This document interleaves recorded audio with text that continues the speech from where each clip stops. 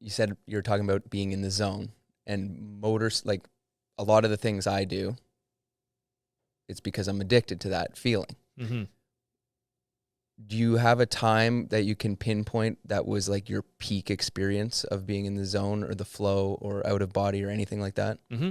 Yeah, there's number of times when in skating, it happened at like Big events. Yeah. You want it to happen at a world championship. Yeah. There was 2 times it happened within 2 months of each other. And it was 1990. I was 17. And that was the year that I worked so hard because I didn't make nationals. I missed it by 1 place. The next day I came from Quebec. I came home. The next day I was on the ice training. Didn't take a day off. I'm making it next year. I don't care. I'm going to make nationals next year. Yep. And I trained. The middle of that summer, I met Glenn. That was the year I met Glenn. So again, manifestation. You set the tone. I meet this guy, start training. We start doing stuff. I get a triple axel. Back then, I was huge at that age. I make nationals. I win divisionals this time. I win the qualifier last year. The year before, I was 5th. I win it handily. Kick ass, take names. Go to nationals. Everyone's like, where's Elvis been? He was the junior champion. Then we didn't see him for a year. And I was kind of quietly competing. Competing well, but not great. So I didn't make a splash, but it all happened in one, like everything came together. Like all these pieces fell together all in one shot. It all came together in Sudbury. So we're there in February and I get there and I'm like having this magical week and it just like, it all came together. Went out in the short program. We had compulsory figures back then. It used to be this thing where you had to like do patterns on the ice. Okay. It was very boring. That's why they got rid of it after. That was the last year they did it. It was very boring. It's a basis to all skating, but it was boring for people to watch. So I was 7th and I was 2nd in the short program. And now I'm 5th. I'm in the last group of men, which is a big deal. I'm there with the world champion. Kurt Browning won the year before Worlds. I'm like, wow, I'm on ice with Kurt Browning. Holy crap. I'm like, holy shit, this is like big deal. I go out there and I go out and skate and I finished the program. Yep. I don't remember it. Yeah. And I'm like, it's like driving home and you forgot how you get home. Yeah. I'm there and I'm like, holy shit, what just happened? And I couldn't recall. Wow. The program. I couldn't recall it. All I know was like, I was like, my hair was like, something happened. It was freaking awesome. Like this was awesome. But yeah, because I was in the moment. Yeah. And now that's when training and the moment it all comes together. Right. And we call it my instructor and I call it a white moment.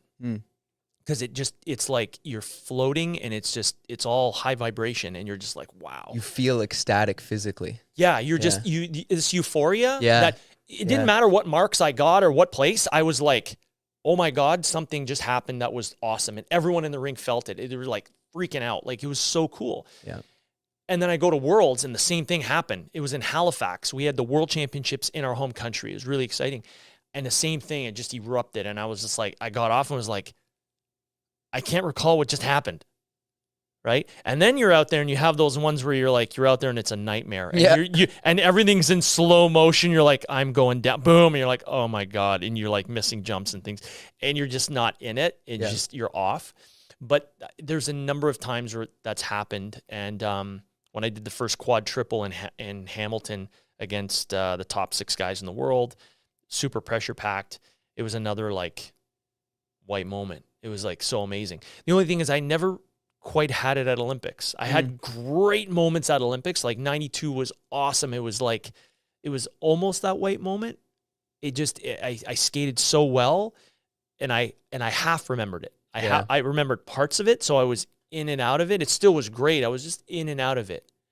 And then there was 94 Worlds. I was in and out of it. I skated great, but it was just a little, that's where it's weird. It's like the perfection of just complete float, letting go. Mm-hmm. You completely let go. Mm-hmm. And you're like, this was crazy. It just came out of me. You're the experiencer. You're not the person doing it. It happens through you. Yeah.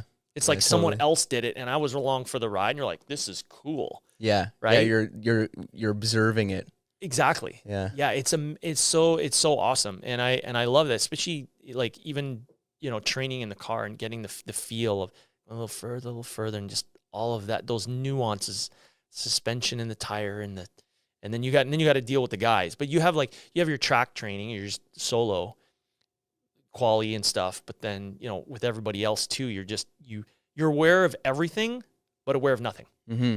You're not doing it consciously. Yeah. It's being done. Yeah, exactly. Yeah. Yeah. And that's what we all search for. Yeah. Because and you want it to happen at like the biggest event ever. Right. Right. But the problem with that is when you try to do that, the ego gets involved and it screws it up. Yeah. You can't force it. No, it doesn't. That's why you can't just shoehorn it in there and make it happen. You have to allow it to happen. Yeah. Yeah. Yeah, absolutely. I've had that a couple times, and it took me by surprise, the euphoria, like how good I felt. Yeah. It was insane. It's an endorphin rush that you just like, oh my gosh, this is like, and that is the process. That's like allowing the process. So there's an amazing book and there's a movie too called The Peaceful Warrior. Okay.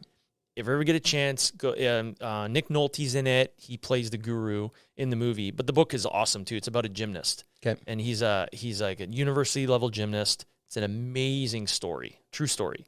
And he talks about this process that he had gone through to figure out this, like, and I have these conversations with Dave Tennyson, who worked with me quite a bit, and we were talking about this, and I put that movie on to him. He goes, "That's the greatest thing. This is what I'm talking about." Yeah. Because that's what he was trying to help Nikki with, and Latifi, Yeah. and a number of his, like, he's working with Sabre Cook and a number of other drivers, and it's like, it's surreal, and it's like, it was like the movie The Art of Driving in the Rain, Racing in the Rain. Yeah, it's like, it's just sort of, and the way Ayrton Senna talked about racing, it was just spiritual. Yeah.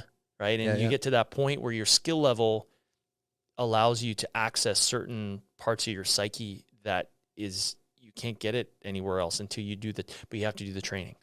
Yeah, you have to become a master at the technique or the process or whatever is going to give you that feeling. Do you meditate? Yes. Yeah. Yeah. We used to, my choreographer, Ushi Kessler, she worked with Brian Orser, myself, and a number of other skaters, and we used to call it effortless effort. Yeah. Yeah, that's a good word for it. Yeah, because you put effort in, but it's effortless, and you're like, wait a minute, I'm breathing harder, but it was easy. Mm-hmm. Like, this is such an oxymoron. Like, it's weird, and it's such a cool place to be. Yeah, it's like operating outside of your ego. Yes. Yeah. Because you're not worried about the outcome. Yeah. It's like Bruce Lee always said, it was such an amazing quote, if I can get it right. The greatest hindrance to all physical action is a consciousness of the self. Yeah, exactly that. Yeah.